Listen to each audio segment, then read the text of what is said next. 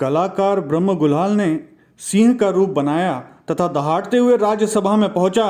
वहां पर बकरी देखी तो स्वांग वृत्ति धारक ब्रह्म गुलाल कुछ सोच ही रहे थे कि तभी राजकुमार ने कहा, सिंह नहीं तू स्यार है, मारत नहीं शिकार है, वृथा जनन जननी दियो, जीवन को धिक्कार है। सुनते हैं कथा ब्रह्म गुलाल की, रूप जो बदला नहीं जाता। ब्रह्म गुलाल के पिता का नाम था हल। महाराज की उन पर विशेष कृपा थी।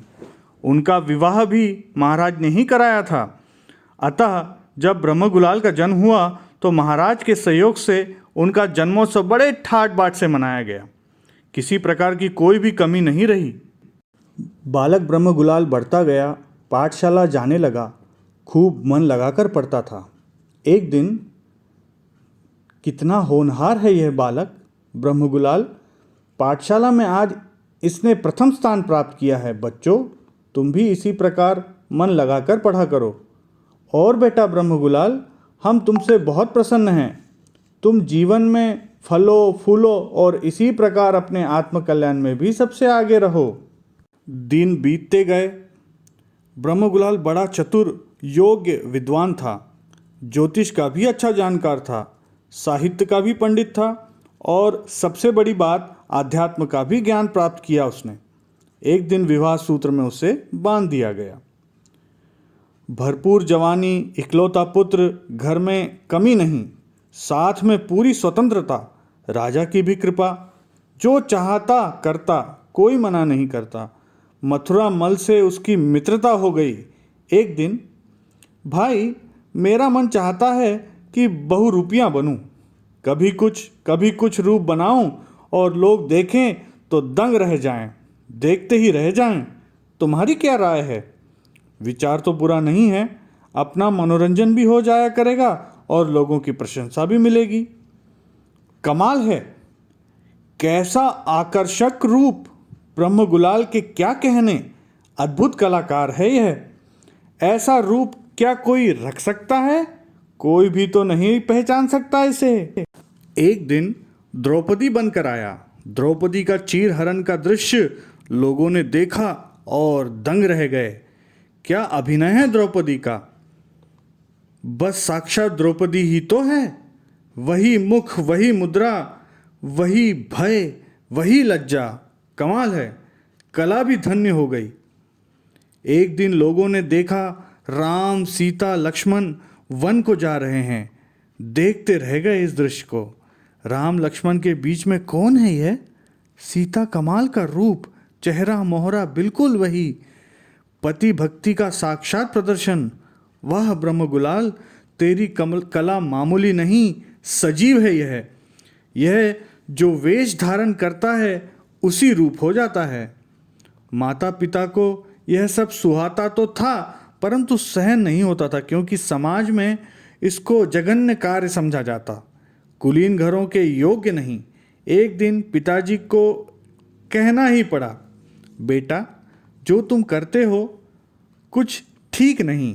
प्रशंसा मिलती है, ठीक है, परंतु हमारे घर के योग्य यह काम नहीं, छोड़ दो इसे। ब्रह्म गुलाल ने कहा, पिताजी मैं मजबूर हूँ, कैसे छोड़ दूँ? मेरी रग रग में यह समा गया है, मुझे इसके बिना चैन भी तो नहीं पड़ती, करूँ तो क्या करूँ? सभी कुछ मिला ब्रह्म गुलाल को, नाम, यश, प्रशंसा, धन, दौलत। ज्यों-ज्यों नाम मिला, कला निखरती गई, परंतु उसका यश सबके गले तले नहीं उतर सका। कुछ उससे जलने लगे। उनमें थे राजा के मंत्री जी। एक दिन, ब्रह्म गुलाल जिधर देखो उसी का नाम, महाराज भी तो उसी के गीत गाने लगे हैं। हर दम हर समय उसी ही की प्रशंसा, उसी की ही तारीफ। इस तरह तो हमें कोई भी नहीं पूछेगा, कुछ ना कुछ तो करना ही पड़ेगा अब तो। अवसर की टोह में रहने लगे मंत्री जी। एक दिन वह बैठे थे राजकुमार के पास। तभी, मंत्री जी देखा आपने, ब्रह्म गुलाल कमाल का रूप बनाता है। वह जो रूप बनाता है उसी रूप वह उस समय बन जाता है। वह क्या है इस बात को बिल्कुल भी भूल जाता है। ठीक है, परंतु मंत्री जी, परंतु क्या? अरे राजकुमार, यह सब धोखा है कुंवर जी। हम तो तब जाने जब आप उससे शेर का भेष बनवाएं, तब देखें क्या वह उस समय वास्तव में ही शेर बन सकता है। क्या उसमें शेरत्व आ जाता है? क्या वह शेर जैसा क्रूर हो पाएगा? बात तो आपने ठीक कही मंत्री जी। हम कल ही उसे शेर का रूप धरने के लिए कहेंगे। ठीक है कुंवर साहब, जैसा आप उचित समझें। बस अब काम बन गया, सांप भी मर जाएगा और लाठी भी ना टूटती। शेर का रूप वह बना ना सकेगा और उसकी सारी कीर्ति मिट्टी में मिल जाएगी। अगले दिन राज दरबार में राजा, मंत्री, राजकुमार आदि सभी बैठे थे। राजा ने कहा, ब्रह्मगुलाल, तुमने तो कमाल कर रखा है। चारों ओर तुम्हारा ही नाम। बच्चे क्या, बड़े बूढ़े, स्त्री पुरुष, सभी तो तुम्हारी कला पर मुग्ध हैं। हम तुमसे बहुत प्रसन्न हैं। तो ब्रह्मगुलाल कहता है, राजन, मैं किस योग्य है? आपकी ही तो कृपा है, आपका ही तो आशीर्वाद है। जो कुछ भी आज मैं हूँ, सब आप ही की बदौलत है। तभी राजा ने कहा, बेटा, जैसी तुम्हारी इच्छा। तो राजकुमार ने कहा, पिताजी, वाकई ब्रह्मगुलाल की कला कमाल की है। आज तो मेरी इच्छा है कि हम ब्रह्मगुलाल को शेर के रूप में देखें।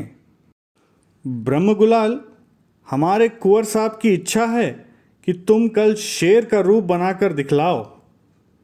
राजन, आपकी आज्ञा तो शिरोधार है, परंतु इसके लिए मुझे आप यह आश्वासन अवश्य दे दीजिए कि इस समय यदि मुझसे कोई अपराध हो जाए तो आप मुझे क्षमा कर देंगे। राजा ने कहा, ठीक है, ठीक है, लो हम लिख कर देते हैं कि आपके लिए एक खून माफ। ब्रह्मगुलाल ने कहा, तो राजन, कल मैं दरबार में शेर बनकर आऊँगा। अगले दिन राज दरबार लगा है, सभी बैठे हैं। राजकुमार के पास ही एक बकरी बंधी है। शेर दहाड़ता हुआ आता है और उसकी दहाड़ सुनकर, कमाल कर दिया ब्रह्मगुलाल, धन्य हो तुम। अगर हमें पता न होता तो शायद हमसे एक दो के प्राण पखेरु ही उड़ जाते। कैसी भयंकर गर्जना, हमने ऐसा कलाकार आज तक नहीं देखा। शेर की निगाह पड़ी बकरी पर जो राजकुमार के पास ही बंधी थी। सोचा शेर ने, ओह, यह धोखा, यह चाल। अगर बकरी को छोड़ता हूँ तो मेरी बदनामी होती है, कला कलंकित होती है। यदि मारता हूँ तो संकल्पी हिंसा, पाप, महापाप। अपने जैनत्व को, अपनी मान्यता को और अपने धर्म को बर्बाद करता हूँ। तो वो शेर ब्रह्मगुलाल सोचने लगा कि करूँ तो क्या करूँ। इतने में राजकुमार ने एक कंकड़ फेंक कर मारा शेर पर और उसे ललकारा, अरे तू शेर हो या गीदड़, बकरी सामने बंधी है और तुम शांत खड़े हो। यही है तुम्हारा शेरत्व। धिक्कार है तुम्हारी जिंदगी को, व्यर्थ ही तुम्हारी माता ने तुम्हें जन्म दिया है। शेर तिलमिला उठा, निजत्व को खो बैठा। ब्रह्मगुलाल भूल गया आपको और अगले ही क्षण शेर झपटा राजकुमार पर और अपने पंजों से चीर डाला उसे। हे भगवान, यह क्या? खून, वह भी राजकुमार का! अनर्थ, महा अनर्थ! अब क्या होगा? मेरे लाल! राजा दौड़ा। राज दरबार में सन्नाटा। राजा भी मूर्छित होकर गिर पड़ा और जैसे ही होश में आया तो राजा कहने लगा, मैं लुट गया, बर्बाद हो गया। एक ही पुत्र था, वह भी चला गया और वह भी मेरी गलती से। ना मैं ब्रह्मगुलाल को शेर का रूप बनाकर आने को कहता और ना अपने लाडले कुंवर को खोता, मेरा तो राज्य ही सूना हो गया। तभी मंत्री कहते हैं, राजन शांत होइए, जो होना था वो हो गया, रोने धोने से क्या होने वाला है? क्या राजकुमार वापस आ जाएगा? क्या किया जाए, कुछ समझ ही नहीं आता। मंत्री जी क्या करूं, सब्र होता नहीं। मैं सब समझता हूं, पर रोना रुकता ही नहीं। वही पुत्र, मेरा प्यारा पुत्र, हर समय आंखों के सामने। मंत्री कहते हैं, क्या किया जाए भगवान? महाराज, जो हुआ बहुत ही बुरा हुआ, परंतु ब्रह्मगुलाल ने यह अच्छा नहीं किया। राजा कहता है, मंत्री जी, जो मेरे भाग्य में बंधा था वही तो हुआ, उसमें अब बेचारे का क्या दोष? वह तो सच्चा कलाकार है, जो रूप धारण करता है उस रूप ही का वह हो जाता है, वह बेचारा। तभी मंत्री कहते हैं, राजन यह तो ठीक है, परंतु क्या वह यह भी भूल गया कि वह क्या करने जा रहा है? राजा कहते हैं, क्या मतलब है तुम्हारा? क्या उसने जानबूझकर ऐसा किया? मंत्री कहते हैं, महाराज मैं यह तो नहीं कहता, परंतु यह सब अनजाने में हुआ हो, ऐसा भी मैं मानने को तैयार नहीं। क्या कहना चाहते हो तुम? महाराज, एक परीक्षा उसकी और लेनी होगी। उसे दिगंबर मुनि का वेश बनाने के लिए कहा जाए, फिर देखते हैं कि वह कहाँ तक हो जाता है इस रूप का। राजा कहते हैं, ठीक है मंत्री जी, इससे हमारे दो काम बन जाएंगे। वह हमें उपदेश भी देगा, जिससे हमारे दुख दूर हो जाएगा, और उसकी परीक्षा भी हो जाएगा। तो मंत्री जी कहते हैं, ठीक है महाराज। अगले दिन राज दरबार में ब्रह्मगुलाल को बुलाया गया और राजा कहते हैं, ब्रह्मगुलाल, पुत्र शोक ने हमें परेशान कर रखा है, किसी तरह से भी चैन नहीं पड़ती। बहुत भूलना चाहते हैं पर भुलाया नहीं जाता। हमारी एक इच्छा है, तुम दिगंबर मुनि का रूप धारण करके आओ और हमें संबोधन दो, ताकि हम इस दुख को भूल सकें। ब्रह्मगुलाल ने कहा, राजन आपकी आज्ञा शिरोधार, परंतु महाराज इसके लिए 6 महीने का समय चाहिए। राजा कहते हैं, अच्छा, तुमको समय दिया जाता है। जो मैं बहुत दिनों से सोच रहा था वह अवसर अब आ गया। अब तक मैंने औरों के लिए वेश धारण किए, अब यह अंतिम वेश अपने लिए बनाऊंगा। अब मैं वह वेश धारण करूंगा जिसके बाद और कोई वेश धारण ही नहीं करना पड़ेगा। अब हमारे बड़े पुण्य का उदय आ गया है, बस कर्मों को काट कर मुक्ति के पात्र बनने का सौभाग्य मिल जाएगा इसी वेश के द्वारा। ब्रह्मगुलाल घर आए। माता पिता पत्नी सभी चिंतातुर थे, न मालूम राजा क्या दंड दे डाले।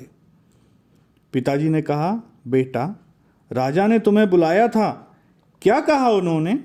वह क्या दंड देने जा रहे हैं? हम तो बहुत परेशान हैं। ब्रह्मगुलाल ने कहा, पिताजी राजा की आज्ञा हुई है कि मैं दिगंबर मुनि का वेश बनाऊं और उनको उपदेश देकर शांत करूं। पिताजी ने कहा, तो बेटा इसमें हर्ष क्या है? ब्रह्मगुलाल ने कहा, हर्ष तो बिल्कुल नहीं पिताजी, परंतु यह ऐसा रूप है जो एक बार रखकर बदला न जा सकता। आप फिर मुझे घर में रहने के लिए तो नहीं कहेंगे ना? क्या कहा? हाँ पिताजी, मुनि का रूप धारण करने के बाद उसमें दूषण न लगा सकूंगा। इस रूप को तो इंद्र, अहमिंद्र भी तरसते हैं, फिर क्या ऐसे रूप को रखकर छोड़ा जा सकता है? नहीं, कदापि नहीं। अच्छा बेटा, कल बताएंगे। माँ कहती है, क्या कहता है मेरा लाल?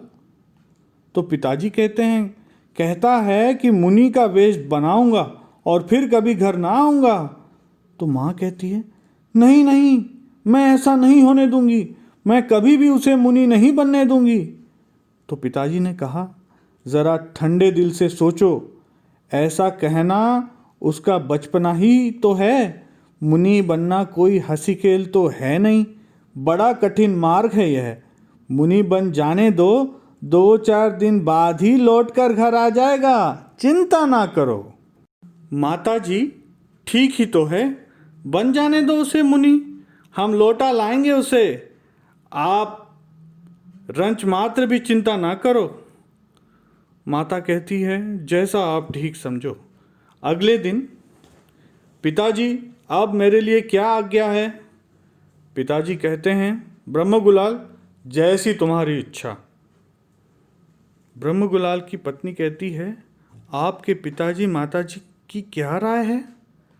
ब्रह्मगुलाल अपनी पत्नी के पास है और कहता है, प्रिय, हमने मुनि बनने का निश्चय कर लिया है, तुम्हारी क्या राय है? उन्होंने तो आज्ञा दे ही दी है, जैसा आप उचित समझें। मुझे ये छोड़ के जाएंगे भी कैसे? लौट कर अवश्य चले आएंगे। वेश ही तो बना रहे हैं, कोई सचमुच के मुनि थोड़े ही बन रहे हैं, ऐसा पत्नी ने सोचा। रात्रि में ब्रह्मगुलाल लेटे थे और सोच रहे थे। ब्रह्मगुलाल सोच रहे हैं, यह संसार, शरीर, भोग सब क्षणभंगुर हैं, विनाशी हैं।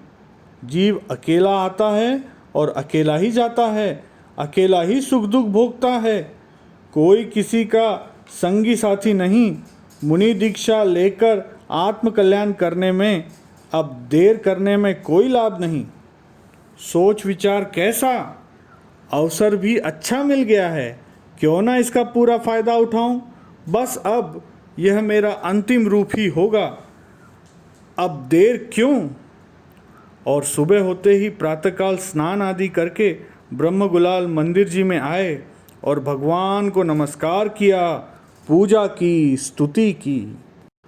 मंदिर जी में ही जिनेंद्र देव की प्रतिमा के सामने सब लोग खड़े हैं, माता पिता, परिजन, पुरजन। और ब्रह्मगुलाल कहते हैं, हमें क्षमा कर दो, यहाँ पर साक्षात गुरु तो हैं नहीं, अतः मैं जिनेंद्र देव के सामने ही जैनेश्वरी दीक्षा ग्रहण करता हूँ। मेरे अब तक के अपराधों को आप क्षमा कर दें, आपके अपराधों को मैं क्षमा करता हूँ। तो पिताजी कहते हैं, हम क्षमा करते हैं, और सभी लोग कहते हैं कि हम क्षमा करते हैं। जिनेंद्र देव के सामने ब्रह्मगुलाल ने दिगंबरी जिन दीक्षा धारण की, केश लॉन्च किया, हाथ में पीछी कमंडल लिए हुए मुनि ब्रह्मगुलाल चल दिए जंगल की ओर। सब लोग देखते रह गए।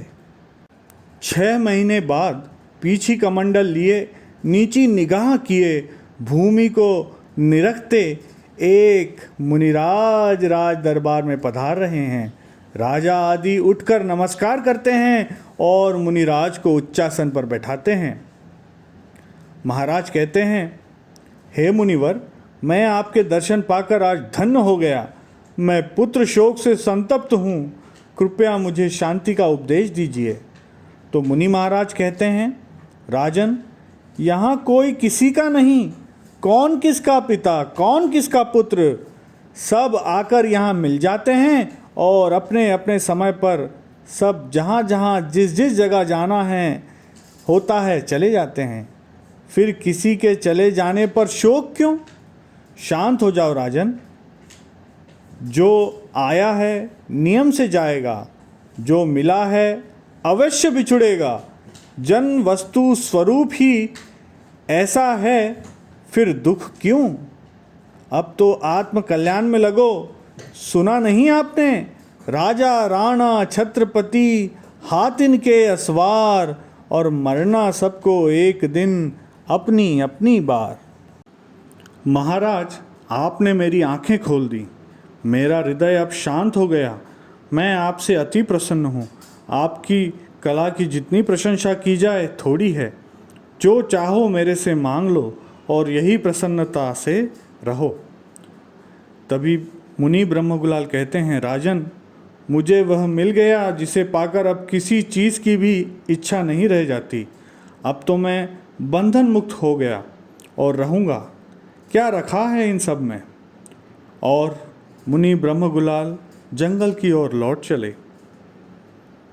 और इधर ब्रह्म गुलाल के घर में पिताजी कहते हैं, अरे यह क्या गजब हो गया, मेरे पुत्र ने यह क्या कर दिया, अब हमारा क्या होगा।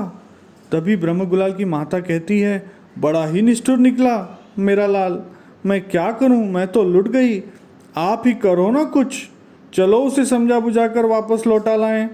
पत्नी कहती है, पिताजी मेरी तो सारी जिंदगी पड़ी है, कैसे कटेगी यह, पति होते हुए भी मैं तो विधवा हो गई, आप ही उन्हें समझाकर वापस ला सकते हैं, चलो ना। है तो बहुत कठिन, वह भी तो बड़ा ज़िद्दी है, फिर भी चलो सब चलते हैं, पूरा प्रयत्न करेंगे उसे लौटा लाने का। माँ कहती है, हम समझाएंगे तो वह ज़रूर मान जाएगा, हमारी बात कभी उसने टाली है भला। पत्नी कहती है, और मैं तो उनके चरणों में लिपट जाऊंगी, रोऊंगी धोऊंगी, देखूंगी कैसे वापस नहीं आते। और तीनों पहुंच गए जंगल में। मुनिराज ब्रह्मगुलाल शिला पर बैठे हैं और पिताजी कहते हैं, बेटा तूने यह क्या किया, कहाँ तेरी यह जवानी और कहाँ यह कठिन तपस्या, छोड़ दे इस भेष को और चल हमारे साथ। मुनि ब्रह्मगुलाल कहते हैं, यह वह भेष है जो धारण करके छोड़ा नहीं जाता, और मैं तो बहुत दिनों से इस दिन की प्रतीक्षा में ही था, बड़े भाग्य से मिला है यह अवसर, अब तो आत्मकल्याण ही करूँगा, ऐसा ही मेरा निश्चय है। माँ कहती है, हंसी हंसी में वेश रखा था न तूने, अब यह हंसी छोड़ दे और न रुला मुझे और चल अपने घर। मुनि ब्रह्मगुलाल कहते हैं, किसका घर, कैसा घर, अब तो हम जा रहे हैं अपने घर, हमने राह पकड़ ली है अपने घर की, मोक्ष ही हमारा घर है, नहीं हमें अब जाना कहीं और। तू तो मेरे जिगर का टुकड़ा है, कितने लाड़ प्यार से मैंने तुझे पाला, अब क्यों मुझे छोड़कर जाता है। मुनि महाराज कहते हैं, कौन किसका पुत्र, कौन किसकी माता, अनंतों बार न जाने मैं किसका पुत्र बना, परंतु हर बार ही उन्हें छोड़कर मुझे जाना पड़ा। मिलना बिछड़ना यह इस जग की रीत है, फिर दुख क्यों करते हो। माता कहती है, बेटा तेरी भरी जवानी है, कुछ दिन और रह ले घर में, कहाँ यह तेरा कोमल शरीर और कहाँ यह कठिन तपस्या, और गजब तो यह हो गया कि तू अपनी कोई निशानी भी तो नहीं छोड़कर जा रहा है, मेरा कोई पोता भी तो नहीं है जिसको देखकर मैं तेरा दुख भूल सकूं। तो मुनिराज कहते हैं, जवानी में ही तो आत्मकल्याण किया जा सकता है, बुढ़ापा तो अर्धमृतक है, अर्धमृतक समान है, धर्म में चित्त को लगाओ, ये संग साथी सब स्वार्थ के हैं, इनका मोह छोड़ो और सुखी हो लो। पत्नी कहती है, हे प्राणनाथ यह क्या, आपने तो कसम खाई थी कि जीवन भर मेरा साथ निभाओगे, फिर मझधार में छोड़कर कहाँ चले, अब मुझे किसका सहारा है। मुनिराज कहते हैं, यहाँ कोई किसी को शरण दे नहीं सकता, अपनी ही शरण लो, सुख मिलेगा। स्त्री पर्याय बड़ी निंदनीय है, इसको काटने का उपाय करो, धर्म तुम्हारी रक्षा करेगा। तुम पुरुष हो परंतु मैं नारी हूँ, नारी अधूरी होती है, इसका सहारा तो उसका पति ही होता है, अब मेरा क्या होगा। महाराज कहते हैं, कौन किसका पति, कौन किसकी पत्नी, यह सब झूठी कहानी है, धैर्य रखो, अपने को जानो, अपनी शक्ति को पहचानो, फिर परेशानी ही नहीं होगी। पिताजी कहते हैं, बहू ये हमसे मानने वाले नहीं हैं, इनका एक मित्र है मथुरामल, तुम उसकी पत्नी के पास जाओ और उससे कहकर मथुरामल को यहाँ लिवा लाओ, वही इन्हें समझा सकता है और कोई नहीं। अच्छा पिताजी। ब्रह्मगुलाल की पत्नी पहुंची मथुरामल की पत्नी के पास और, बहन सुनो, तुमने, वे तो घर छोड़कर चले गए, मैं क्या करूं, इस बुरे समय में तुम ही मेरी सहायता कर सकती हो। मथुरामल की पत्नी कहती है, बहन मुझे सब मालूम है, मुझे तुमसे पूरी हमदर्दी है, बोलो मैं तुम्हारे लिए क्या कर सकती हूँ। यह तो तुम्हें मालूम ही है कि तुम्हारे पति उनके बचपन के दोस्त हैं, तुम उन्हें उनके पास भेज दो, वह उन्हें समझा बुझाकर अवश्य ही घर लौटा लाएंगे। तो मथुरामल की पत्नी कहती है, ठीक है, मैं उनसे कहकर इन्हें तुम्हारे पति के पास अवश्य ही भेजूंगी। मथुरामल की पत्नी पहुंची अपने पति के पास और कहने लगी, सुनो जी, कल ब्रह्मगुलाल की पत्नी आई थी, बहुत दुखी थी बेचारी, कहती थी तुम ही उसके पति को समझा सकते हो। ठीक है, वह मेरा मित्र है, परंतु क्या तुम नहीं जानती कि वो जो वेश वह धारण करता है उस रूप ही वह हो जाता है। अब मुनि उसका वेश ही नहीं है, अब तो वह भाव से भी मुनि बन गया है, वास्तव में वह मुनि बन गया है। ठीक है, परंतु कुछ ना कुछ तो करना ही होगा, वरना उसकी पत्नी तड़फ तड़फ कर कल जान दे देगी। एक बार कोशिश करके देख लो। तो मथुरामल कहता है, तुम कहती हो तो चला जाता हूँ, और ही यह प्रतिज्ञा भी करता हूँ कि उसको लेकर ही घर लौटूंगा, वरना नहीं। मथुरामल पहुँच जाते हैं मुनि ब्रह्मगुलाल के पास। मथुरामल कहते हैं, यह तुमने क्या किया मेरे दोस्त? क्या यह अवस्था धारण करने की है? अभी तो तुमने भोग भोगे ही नहीं और उन्हें छोड़ने की ठान ली, जरा अपनी पत्नी का तो ख्याल किया होता। तो मुनि ब्रह्मगुलाल कहते हैं, भोग? भोग बुरे भव रोग बढ़ावे, बैरी है जग जीके, और बेरस होए विपाक समय अति, सेवत लागे नीके। वज्र अग्नि विष से विषधर से, ये अधिके दुखदाई, और धर्म रतन के चोर चपल अति, दुर्गति पंथ सहाय। भैया, गृहस्थ में रहते हुए भी तो तुम आत्मकल्याण के मार्ग पर चल सकते थे। अनुव्रतों का पालन करके गुण व्रतों को अपनाते और शिक्षा व्रतों का अभ्यास करके अंत में समाधि मरण करते, तो क्या सुख का मार्ग न मिलता? तभी मुनि ब्रह्मगुलाल कहते हैं, ठीक है भैया, परंतु गृहस्थ में रहकर पूर्ण सुख कहाँ? पूर्ण सुख तो निराकुलता में है, और पूर्ण निराकुलता है मोक्ष में, और मोक्ष की प्राप्ति के बिना निर्ग्रंथ लिंग धारण किए होती ही नहीं। तब मथुरा दास कहते हैं, परंतु इस पंचम काल में मोक्ष कहाँ? न तो शरीर ही ऐसा और न मन ही इतना